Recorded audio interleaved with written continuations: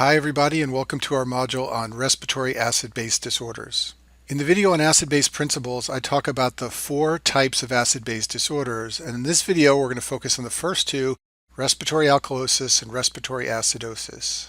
The major features of a respiratory alkalosis are shown on the slide here. The pH will be elevated above the normal range, greater than 7.42, and the PCO2 will be low. These are the hallmarks of a respiratory alkalosis. And if you look at the Henderson-Hasselbalch equation at the bottom of the screen, what's going to happen in a respiratory alkalosis is the PCO2 will go down. That's the primary abnormality. Because CO2 is in the denominator of the Henderson-Hasselbalch equation, a decrease in PCO2 will lead to an increase in pH. That's why you get an alkalosis. And then finally, the bicarbonate level will fall as part of compensation. A respiratory alkalosis really only has one cause, and that's hyperventilation. Any patient who has a low level of carbon dioxide is overventilating the lungs and blowing off too much carbon dioxide. Now, there are many reasons patients can hyperventilate. Patients who are in pain may hyperventilate. Same is true of patients who are anxious. We'll talk in a little bit about high altitude exposure and aspirin overdose. Both of those can cause the CO2 level to fall. And then finally, patients who are on mechanical ventilation, if you set the ventilator to overventilate the patient, those patients can develop a respiratory alkalosis. And just by way of reminder, a normal respiratory rate is about 25 per minute.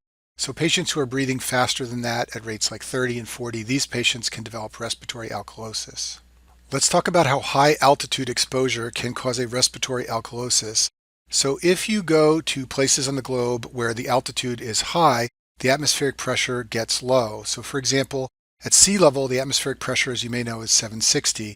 At the top of Machu Picchu in Peru, the atmospheric pressure is 560.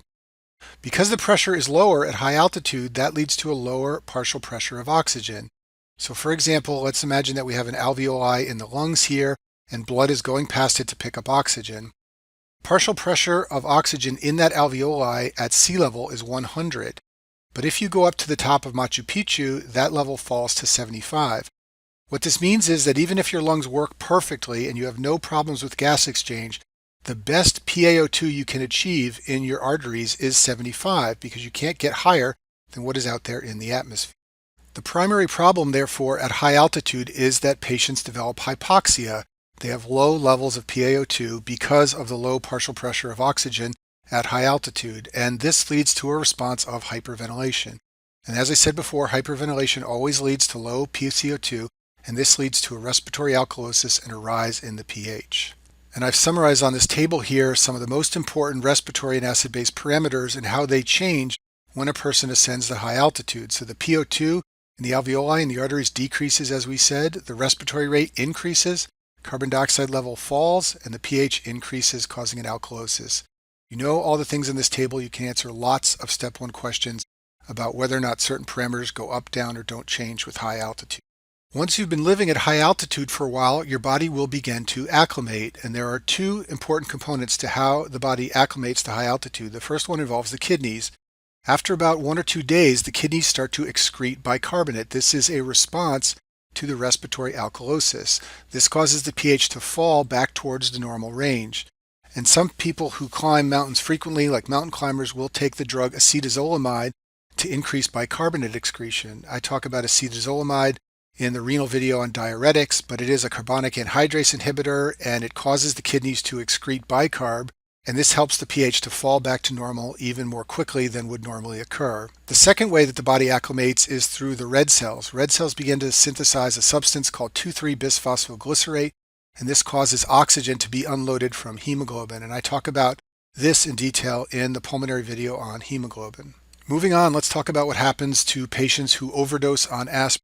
Aspirin causes 2 acid-base disorders.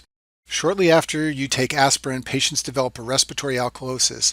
This is because salicylates, which are the type of drug that aspirin is, stimulate the medulla and directly cause the medulla to trigger hyperventilation. Several hours after taking too much aspirin, a different acid-base disorder happens. This is an anion gap metabolic acidosis, which I talk about in the video on metabolic acidoses. This occurs because salicylates can decrease the rate of lipolysis and uncouple oxidative phosphorylation. They can also inhibit the citric acid cycle. So through all of these metabolic effects, certain acids start to build up in the bloodstream, including pyruvate, lactate, and keto acids, and all of these cause an anion gap metabolic acidosis. So what does the arterial blood gas look like in a patient with an aspirin overdose? Well, first of all, the pH can be variable because it's a mixed disorder. Depending on the time course and the amount of aspirin that was taken, patients can be acidotic, alkalotic, or even have a normal pH if the respiratory alkalosis is balanced by the anion gap metabolic acidosis. The PCO2 is going to be low because these patients are hyperventilating, and the bicarbonate is going to be low because of the acidosis. What you need to always remember in order to recognize an aspirin overdose is that you have to use Winter's formula. Winter's formula I talk about in the video on acid-base principles. It predicts the carbon dioxide that you should have in the setting of a metabolic acidosis. In patients who have an aspirin overdose, because they have two disorders, Winter's formula will predict a CO2 that's higher than what the patient actually has. In other words, the CO2 may be lower than expected for normal compensation of a metabolic acidosis. This will make more sense if we just go through a sample case. So here's a patient with aspirin overdose. The pH is 7.36. This is below the normal range of 7.37 to 7.42. Therefore, this is an acidosis. The carbon dioxide level is 20, normal is 40, so this is low, and the bicarbonate level is 11, normal is 24. So when you have a low bicarbonate and a low CO2 and an acidosis, that is a metabolic acidosis. I talk about how to recognize this in the video on acid-base principles. Now, the mistake you don't want to make is to think that this is only a metabolic acidosis. It's actually two disorders, but in order to recognize that, you have to apply Winter's formula. So Winter's formula says that in a metabolic acidosis, the PCO2 should be equal to 1.5 times the bicarbonate plus 8 plus or minus 2. So if you put our numbers in here, bicarbonate is 11, you get that the PCO2 should be 25 plus or minus 2. Ours is lower than that at 20. This means that there must be a secondary disorder causing the CO2 level to be low, and the disorder that does that is a respiratory alkalosis. So this patient has a metabolic acidosis and a concomitant respiratory alkalosis. That is the classic profile of a patient with an aspirin overdose. So that's respiratory alkalosis. Now let's talk about respiratory acidosis. In a respiratory acidosis, the key features are a low pH below the normal range and an increase in the PCO2. Once again, looking at the Henderson-Hasselbalch equation in respiratory acidosis, the PCO2 rises. That's the primary abnormality. This causes the pH to fall, and then the bicarbonate level will rise in compensation.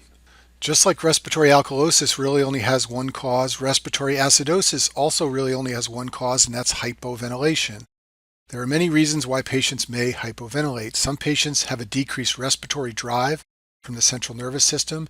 Many drugs do this, like opiates and barbiturates. They decrease the respiratory drive and cause a respiratory acidosis. And then there are patients who have central nervous system disease, which can affect the respiratory center. Second group of patients are those who have problems with their respiratory muscles. So even though they want to breathe at a faster rate, they can't because they have neuromuscular weakness. Some of the classic disorders to cause this are Guillain-Barré syndrome, polio, multiple sclerosis, or amyotrophic lateral sclerosis. Patients with end-stage versions of these diseases can have a very low respiratory rate, which can lead to a respiratory acidosis. Some other causes of respiratory acidosis are shown on the slide. Patients with lung disease have impaired gas exchange, and this can cause the CO2 level to rise, and once the CO2 level rises, you're going to get a respiratory acidosis. So high CO2 levels are often seen in patients with pneumonia, pulmonary edema, ARDS, or COPD. And then finally, patients who have an obstructed airway obviously can't ventilate their lungs normally, so their CO2 level can rise, leading to a respiratory acidosis. So patients who have aspirated something or who have obstructive sleep apnea, in both of these cases, the lungs are not normally ventilated. The renal compensation for a chronic respiratory acidosis is to raise the serum bicarbonate level. It's super high yield to know this for step one. So what are the kidneys going to do when faced with a chronic respiratory acidosis, for example, in a patient with lung disease? Well, first of all, they are going to filter and secrete more hydrogen atoms into the urine. This is going to excrete acid from the body. Second thing they're going to do is reabsorb all the bicarbonate in the plasma, and then they're also going to generate more bicarbonate.